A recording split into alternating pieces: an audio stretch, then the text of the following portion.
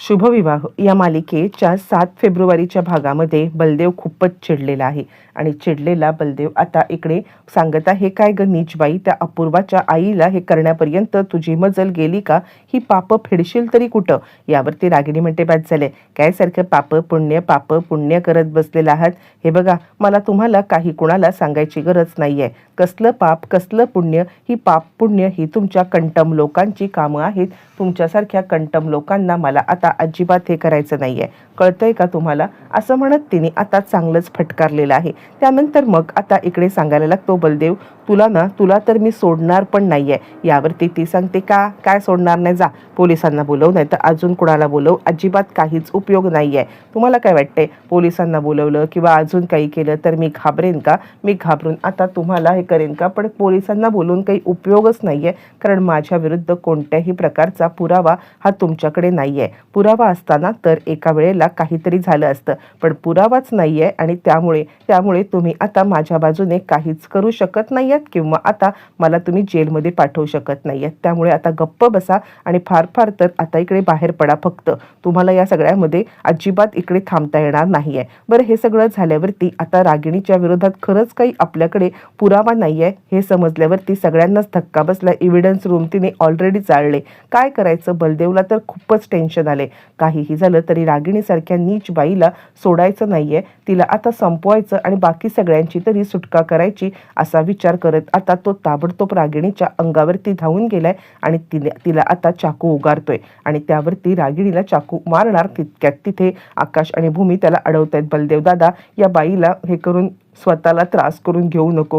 ही बाई नालायक आहे. या बाईच्या नादी लागून तू आता स्वतःला त्रास करू नको आणि स्वतःला इजा तरी का करून घेतोस? नको करू बलदेव दादा, असं करू नको, असं म्हणत त्यांनी आता बलदेवला थांबवण्याचा प्रयत्न केलाय. बलदेव मात्र ऐकत नाहीये. सोड मला आकाश, सोड. मी या नीच माणसाला बिलकुल सोडणार नाहीये. हा नीच माणूस आहे ना, ह्याला आता इकडे माफी नाही आहे, असं म्हणत तो चिडलाय. नीच बाईला माफीच नाही देणार मी, असं म्हणत चिडत आरडत ओरडत तर तिच्या अंगावरती धावून गेलाय. बरं, हे सगळं झाल्यावरती मग आता इकडे भूमी सांगते, दादा आपल्याला हे असं करून चालणार नाहीये. तुम्ही का स्वतःला त्रास करून घेताय? का या बाईच्या नादी लागताय? तितक्यात मानसी म्हणते, द्या इकडे तो चाकू, मला द्या. मी ह्या बाईला समजवते, मी ह्या बाईला संपवून टाकते, असं म्हटल्यावरती मग आता इकडे सांगायला लागते, म्हणजे लगेचच रागिणी सांगायला लागते, काय चाललंय काय तुझं? 2 तोळ्याचा जीव तुझा आणि तू मला संपवणार? मानसी, तुला तर आता जास्तच मस्ती आलेली आहे असं मला वाटते. तुला इतकी मस्ती कसली ग आले? तुला संपवून टाकेन. हा 2 तोळ्याचा तुझा जो काही जीव आहे ना, हा जीव जर का आता माझ्या नादी लागून हे केलास ना, तर मात्र तुझी काही खैर नाहीये, असं म्हणत ती चांगलीच चिडले आणि तिच्या अंगावरती धावून गेलेली आहे. त्यानंतर बलदेव म्हणतो, नाही, ही बाई अशी ऐकणार नाहीये. या बाईला जोपर्यंत मी धडा शिकवत नाहीये ना, तोपर्यंत मी गप्प बसणार नाही. पण मानसी सांगते, तुम्ही नाही, मीच या बाईला धडा शिकवणार, असं म्हणत बलदेवच्या हातामधून चाकू काढून घेत ती आता स्वतःच्या हातात घेत त्याला आता संपवायला निघते. दोघांनाही आता भूमी शांत करते आणि सांगते, तुम्हाला दोघांना वेड लागले का? का वेड्यासारखं करताय तुम्ही? तुम्हाला समजत नाहीये का की ह्या बाईला तेच पाहिजे आहे म्हणून? हे बघा, देवी आई आहे आणि ती यांना शिक्षा देईल. देवी आईच्या भरोशावरती राहा तुम्ही. देवी आई कोणत्याही प्रकारे आपल्याला निराश करणार नाहीये.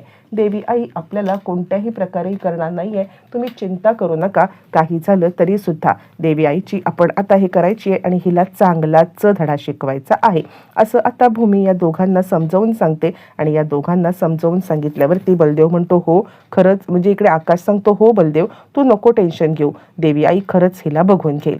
त्यावरती मग आता इकडे सांगायला लागते रागिणी, काय चाललंय? देवी आई. अरे काय तुमचं चाललंय तरी काय? कसली देवी आई? कोण देवी आई? अरे काही नसतं इथे, फक्त मी जे करेन ना तेच सगळं आहे. आत्ताच्या आत्ता या घरातून बाहेर व्हा, नाहीतर गाठ माझ्याशी आहे, असं म्हणत रागिणीने आता इकडे या दोघांना चांगलंच फटकारलेलं आहे. आणि त्यावरती भूमी सांगते, मी या घरातून कुठेही जाणार नाही, हे घर माझं आहे. रागिणी फोटो काढते आणि ती सांगते, घे, हे कुटुंब तुझी ताकद आहे ना, हे कुटुंबाचं हे फोटो घे आणि चल, आत्ताच्या आत्ता इथून चालती हो. इथे थांबण्याचा तुला काही काडी मात्र अधिकार नाहीये. चल चालती हो, असं म्हणत तिने आता भूमीच्या हातामध्ये ती फ्रेम काढून दिले. यावरती भूमी म्हणते, हे कुटुंब माझी ताकद आहे, तसंच हे घर सुद्धा माझी ताकद आहे. मी या घरातून कुठेही जाणार नाहीये आणि मी माझ्या कुटुंबाला सोडून कुठे जाणार नाहीये. तुमचा खेळ संपलाय, तुम्हालाच आता इकडून निघून जावं लागेल. यावरती पौर्णिमा म्हणते, अच्छा तुम्ही इथून निघून जाणार नाही का? एक काम करते, मी आत्ताच्या आत्ता पोलिसांनाच बोलवते. पोलिसांना बोलवल्यावरती मग आता पोलीस या सगळ्यामध्ये तुम्हाला इथून बाहेर काढतील. आणि असं म्हणत पौर्णिमा लगेचच कॉल करायला निघते. तर रागिणी तिला सांगते, थांब पौर्णिमा, असं आतताईपणा करू नको. यांना ना ह्यांनी मारण्याची मला आता चांगलीच टेक्निक माहिती आहे. मी फक्त ह्यांच्याकडे 1 तास देते. या 1 तासामध्ये जर का हे निघून गेले नाहीत ना, तर मात्र या दोघांना म्हणजे ह्या सगळ्यांना मग बघू काय करायचं ते. आणि मी अशी बाई आहे ना, की जी बाई कोणत्याही परिस्थितीमध्ये हार मानणारी नाहीये, या लोकांना सोडणारी नाहीये. तू नको चिंता करूस. मी अशा पद्धतीने यांना आता फाट्यावरती मारेन ना, की तुला कळणारच नाहीये. घ्या, तुमच्याकडे 1 तास आहे. या 1 तासात जर का तुम्ही इथून बाहेर पडलात तर ठीक, पण या 1 तासात तुम्ही बाहेर नाही पडलात तर मात्र गाठ माझ्याशी आहे. असं म्हणत तिने आता चांगलाच या सगळ्यांना फटकारा दिलेला आहे. आणि त्यानंतर 1 तासामध्ये काय तुमचं सामान आहे तो गाशागोशा गुंडाळायचा आणि इकडून निघायचं. असा 1 तास दिल्यावरती जो तो आपल्या रूममध्ये निघून गेलेला आहे. आणि आपल्या रूममध्ये निघून गेल्यावरती मग मात्र आता जो तो विचार करतोय. इकडे क्षितिजा रूममध्ये आहे आणि आकाश भूमीला अस्वस्थ बघून ती सुद्धा खूपच अस्वस्थ झालेली आहे. आणि ती म्हणते, काय झालं आई बाबा, तुम्ही इतके अस्वस्थ का आहात, काय झालं? यावरती भूमी आकाश तिला समजवतायत. बाळा तुला आम्ही लहानपणी गोष्ट सांगायचो ती आठवते का? म्हणजे राजकुमार आणि चेटकिणीची, राजकुमारी आणि चेटकिणीची. यावरती ती म्हणते, मग या गोष्टीमधली चेटकीण ही आता रागिणी आजी आहे का? रागिणी आजी चेटकीण आहे का, जी आपल्याला आता इकडे त्रास देते? यावरती भूमी सांगते, हो रागिणी आजी चेटकीण आहे, पण तुला आम्ही काय शिकवलंय? विजय कुणाचा होतो? शेवटी विजय हा फक्त आणि फक्त सत्याचाच होतो. सत्याचाच विजय होतो. आणि त्यामुळे तू चिंता करू नकोस. काहीही झालं ना तरी सुद्धा विजय हा फक्त आणि फक्त आपलाच होणार आहे. तू कोणत्याही बाबतीमध्ये चिंता करू नकोस. असं म्हणत मग मात्र ती तिला समजवतीये. बरं, हे सगळं चालू असताना ती सांगते, पण आपण आता कुठे जायचं? आपलं घर सोडून आपण कुठे जायचं नाही आहे ना? यावरती मग मात्र हे दोघं जण पूर्णपणे हतबल होतात. काही बोलायची आता इकडे त्यांना गरजच वाटत नाही. कारण काय सांगायचं तिला, काय बोलायचं हिला, हे मात्र या दोघांच्या डोक्यामध्ये सतत चालू असतं. आणि त्यानंतर मग आता भूमी सांगते, खरंच आकाश, मला सुद्धा हे घर सोडून नाही रे जायचं आहे. या घरामध्ये माझ्या अनेक आठवणी आहेत, या घरामध्ये जपलेले अनेक क्षण आहेत. आणि ते क्षण सोडून आपण इथून निघून जाणं हे कितपत योग्य आहे? नाही, मी इथून सोडून जाऊ शकत नाही आहे. यावरती आकाश म्हणतो, पण भूमी, आता आत्या आपलं ऐकेल का काही? ती काहीही ऐकणार नाहीये. आणि ती आपल्याला कोणत्याही परिस्थितीमध्ये एकटं सोडणार नाहीये, माफ करणार नाहीये आणि त्रासवरती त्रासच देत राहणार आहे. तुला कळतंय का? असं म्हटल्यावर ती भूमी म्हणते, नाही रे आकाश, पण हे घर सोडून जाऊन कसं चालेल? आपण या सगळ्यामध्ये अडकलो जाऊ, भरडलो जाऊ, कुठे जायचं या घरातल्या आठवणी सोडून? असं म्हणत त्या दोघांचं बोलणं चाललंय. आणि त्यानंतर मग आता इकडे अथर्व आणि मानसी यांचं सुद्धा तेच बोलणं चाललेलं आहे. आणि त्यावेळेत आता इकडे मानसी सांगायला लागते, मी नाही जाऊ शकत हे घर सोडून, हे घर आपलं आहे. यावरती अथर्व, तू बघितलंस ना खाली त्या नीचबाईने काय केलेलं आहे ते? त्या नीचबाईने कशा पद्धतीने आता इकडे हे सगळं हडप केले. आणि असं असताना आपण जर का घर सोडून गेलो नाही तर मात्र ती बाई अति हे करेल. आपल्याला घर सोडून जाण्यापासून पर्याय नाहीये. मानसी म्हणते, कशी नीचबाई आहे ना ती, इतकं सगळं करून सुद्धा तिचं मन काही भरलेलं नाहीये.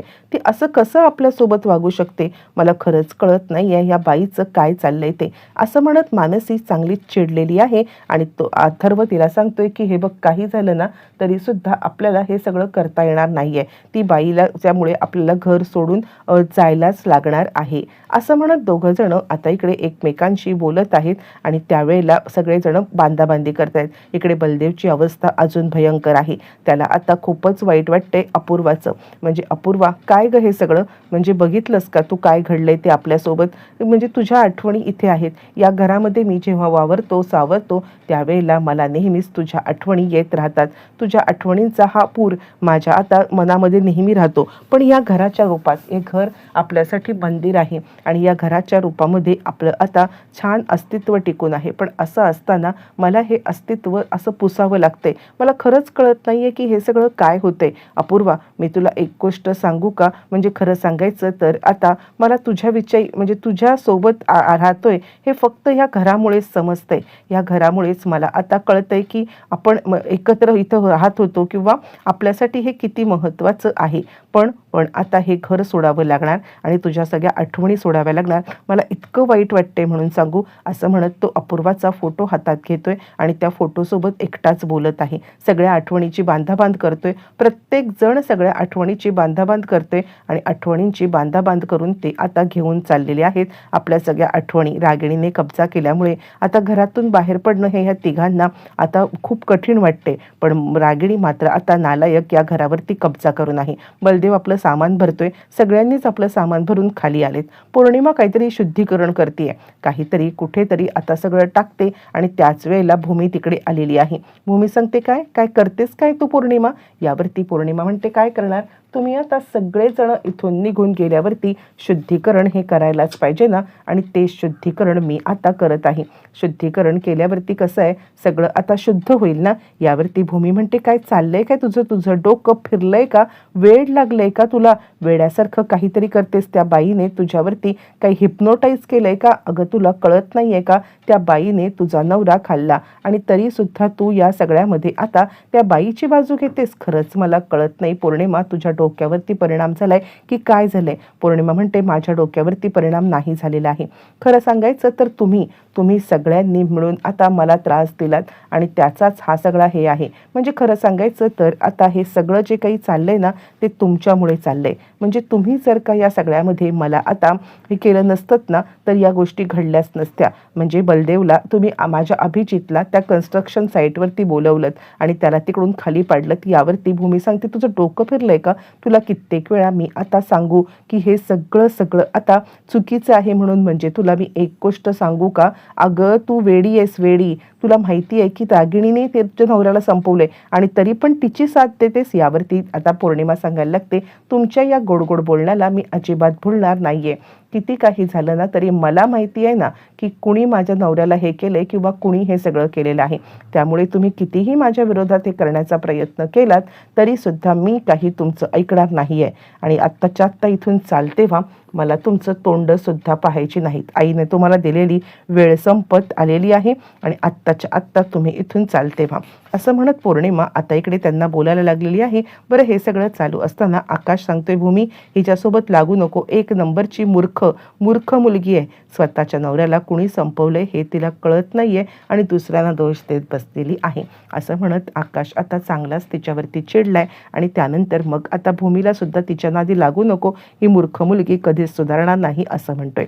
बरं, इतकं सगळं करून रागिणी काही गप्प बसायला मागत नाहीये. रागिणीने आता इकडे आलेली आहे बाहेर आणि रागिणी बाहेर आल्यावरती ती आता तिथला बोर्ड काढते, आकाश महाजन आणि परिवार. हे सगळं चालू असताना ती तो बोर्ड काढते आणि बोर्ड काढून झाल्यावरती आता इकडे ती सांगायला लागते, खरं सांगायचं तर हा बोर्ड आहे ना, या घरावरती बसण्याच्या लायकच नाहीये. तू ज्या गोष्टी या घरामध्ये तुझी आठवण म्हणून ठेवलेल्या आहेस ना, त्या गोष्टी मी प्रत्येक गोष्टी आता बाहेर उचकटून टाकणार आहे. प्रत्येक गोष्टींना बाहेर आता फेकून देणार आहे.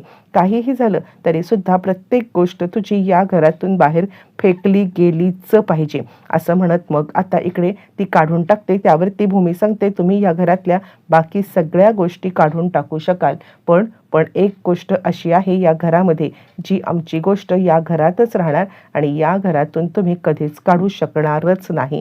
असं म्हटल्यावर ते रागिणी बघतच बसते. आता कोणत्या गोष्टीबद्दल ही बोलतीये असा रागिणी विचार करते आणि खरंच भूमी कोणत्या गोष्टीबद्दल बोलते याचा सगळेच जण विचार करत बसतात. आता भूमी कोणत्या गोष्टीबद्दल बोलत असेल ज्याबद्दल रागिणीला काही कल्पनाच नाहीये किंवा रागिणीला त्याच्याबद्दल काही माहितीच नाहीये, अशी कोणती गोष्ट आहे येणाऱ्या भागामध्ये कदाचित आपल्याला या सगळ्या गोष्टी पाहायला मिळतील.